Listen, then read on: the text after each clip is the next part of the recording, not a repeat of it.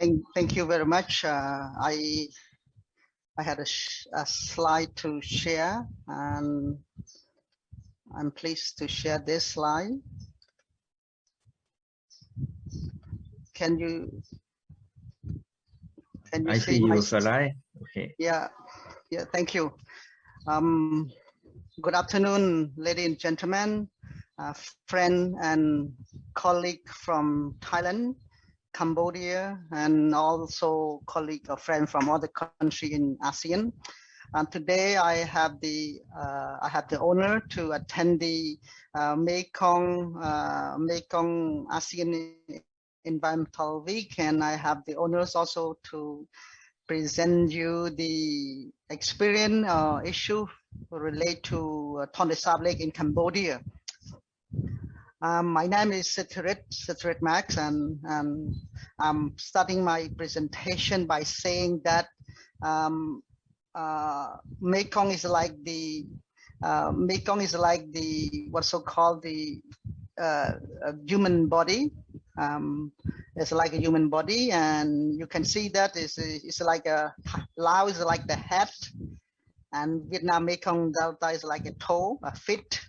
So Thailand is like a belly. So then you can see this is like the body, and there are small and large rivers as the blood vessel, and water is like the blood running through a blood vessel from head to toes. And Cambodia is the country in the lower Mekong River basin. Also, it has many small and big river system. Cambodia has 5 main river basins. This includes the Tonle Sap River Basin, which has totally 16 sub-river basin. The Upper Mekong Cambodian River Basin has 5 sub-river basin, the 3S River Basin, and also the Mekong Deltas, and also the coastal river basins. This is our 5 main river basin in Cambodia. You can see in the map there's so many sub-rivers, and totally there are 40 sub-river basins in the country, and that make Cambodian abundant of water resources. But then in dry season, Cambodian has experienced droughts often, and that cause a lot of problem too. So then you can see this is bodies, and there are so many blood vessel and water and so on. So this is supporting a rich ecosystem in the Mekong region. And in Campbell described Tonle Sap as the heart of the lower Mekong River basin. He described this because Tonle Sap comprises a permanent lake surrounded by extensive floodplain, and the wet season Tonle Sap Lake absorbs flood water from the Mekong River, reducing the flooding along the Mekong rivers.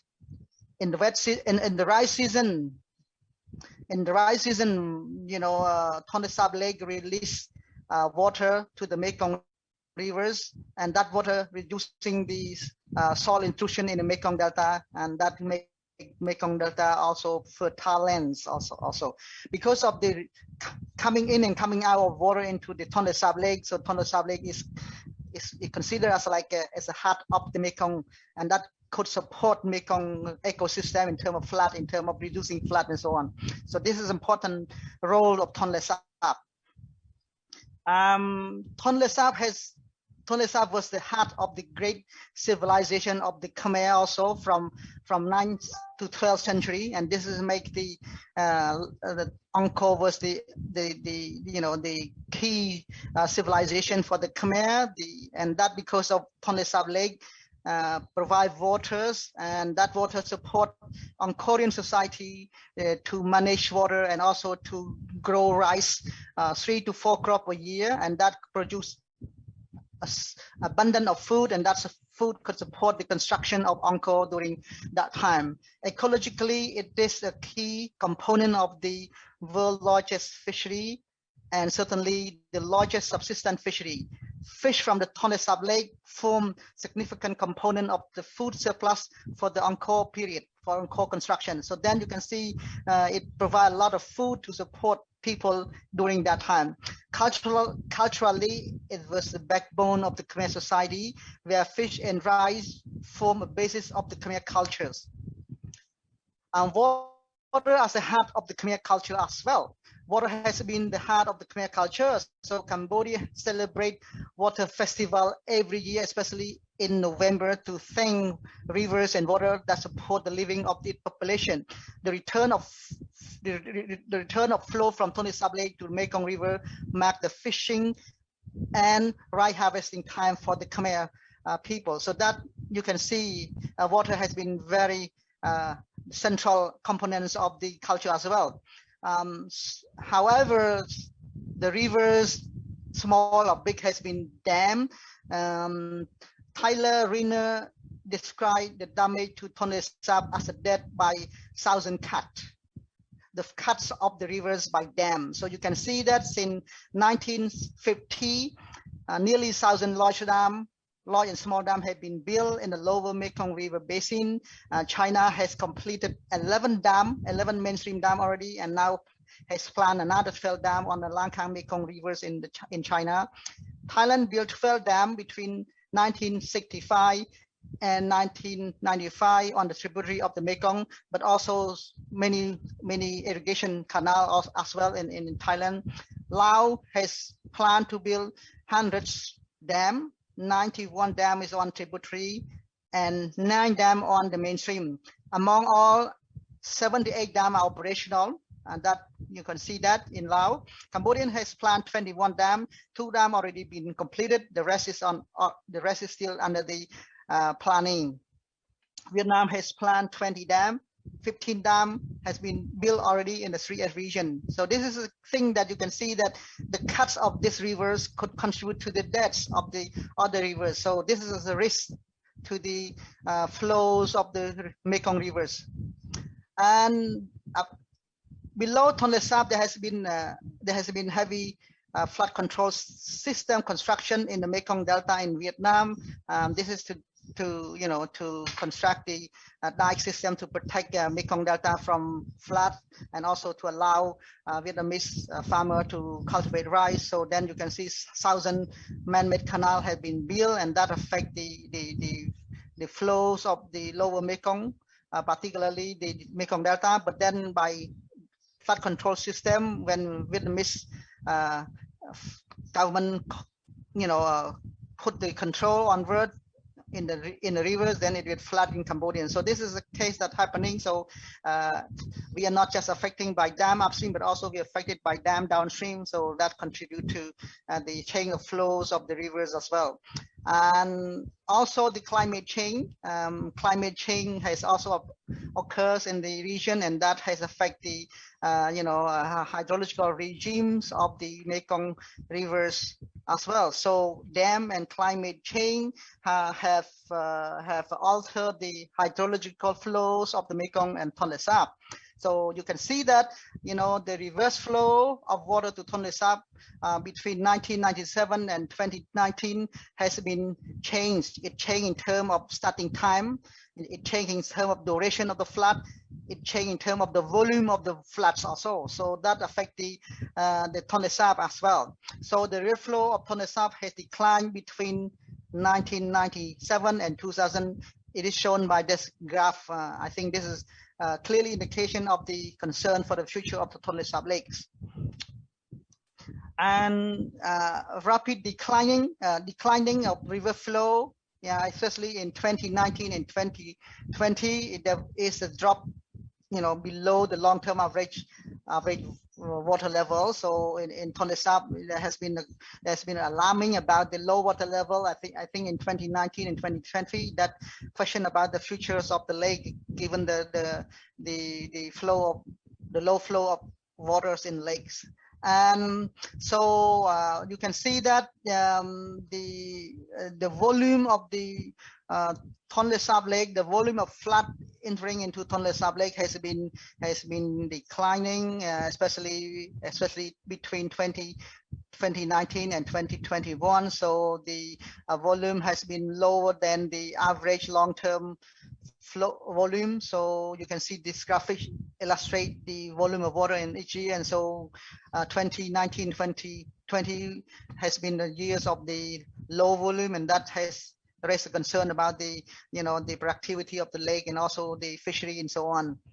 And this is a big thing that's happening in Tonle Sap Lake in recent year. And we also think, if that's the continue, it will affect the flow and the volumes of Tonle Sap Lake as well. Also, the flooded area has been the flood area around Tonle Sap Lake, given the reduction of the flood volume. So therefore, the flooded area has been also shown decrease. So this graphic indicating the the flood area in between 1997 and also 2020. So when this flood area around Tonle Sap has been reduced, and this affect the productivity of fish.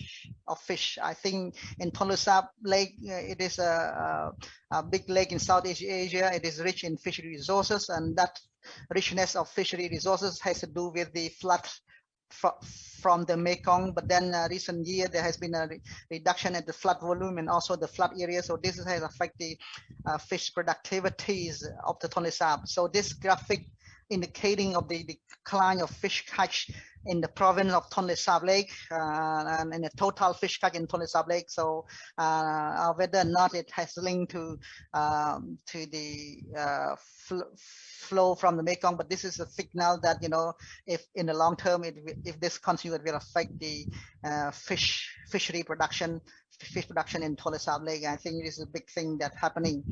And also, many villages in many villagers live in Tonle Sap, live on floating villages, and some of them living on partly floating and partly on land. So this community has been relying on water resource from the Tonle Sap Lake. Given the low water level in 2019 and 2020, it has affected the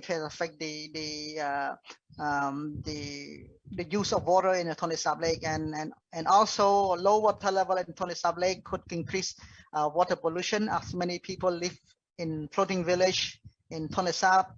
Often they don't have infrastructure, and they don't have a proper sanitation. So therefore, this could affect their health, given the low water level as well. So this could have effect in long run on the environments of Tonle Sap Lake in the long runs. And future of Tonle Sap is uncertain. I would say if the trend continue, it will affect the heartbeats of the Mekong. If there will be more dam going to be built, then it will cut many rivers off, and then this will affect the flow and affect the heartbeat of the Tonle Sap. That affect the Mekong. If many rivers are dammed, blood vessels will stop sending blood or water to heart Tonle Sap Lake. Then the heart will stop, ecosystem and the functionality of Tonle Sap Lake will collapse, and the lake will die, and livelihood of millions of people will be affected. So collective action at all levels need to be taken into account to address this. I think either way, this is not just only Cambodian, but also the region. So therefore, it's important to act together to protect security of the Mekong waters and also the Tonle Sap, as well as the food and fishery of the Tonle Sap Lake. So this is my last slide. Thank you very much for your attention, and I look forward to answering any question you have for me.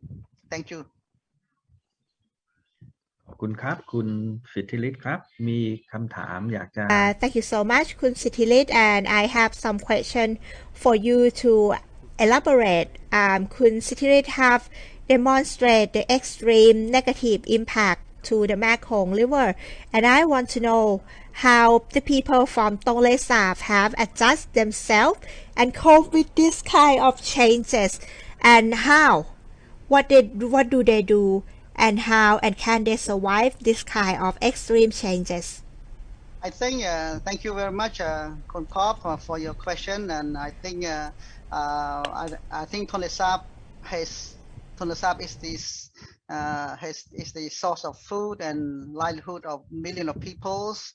Fish from Tonle Sap support people from Cambodia and also people in the region. So so the declines of the lower water levels in Tonle Sap has affected the fish production because the area flooded less water, so then fish production has been declined. So it has affected the population who living depend on fishing, and you can see that people catch less fish nowadays than before. Before they could rely on fishing for livelihood, but now they cannot. Many people migrate. I would say people from Sithirith province, people from Battambang province migrate to Thailand, especially young people. Fishing is not anymore feasible economically, so finding job in urban city or outside Cambodian become very common at this stage. So I think apart from fishing, water pollution has been also the key concern, although it's not serious now, but the trend has been increased. So given the low water level, I think it has affected the water quality, and in the long run it will affect a long time sustainability of Tonle Sap. I think Tonle Sap at the moment is under threat. Security of futures of Tonle Sap is uncertain, and if that's continue, it will affect the people. I think in Tonle Sap there are 3 different type of community. Some community live on water, we call floating houses, and some community live on land, and that we call a land-based community, and some community living on land and water-based community, which is 6 months on land, 6 months on water. So this community has been affected by the decline of fish, and livelihood of them has been uncertain, and many of them have been doing fishing for many years. So in the long run, they still don't have any skill that could help them to find another alternative livelihood. So it is a big concern for them, and the changing of water level in 2019 and 2020, it just like pops up. It has affect livelihoods of these people immediately, without any telling them beforehand. So and I think it's but then I think this is the thing that the government has to take into account, and dam in the Mekong should also take into consideration of the impacts of downstream. So I think this is a big thing that not just only Cambodian, but the region has to burden this. So I think people are in a difficult situation given this changing of water levels. I think that's what my answer is.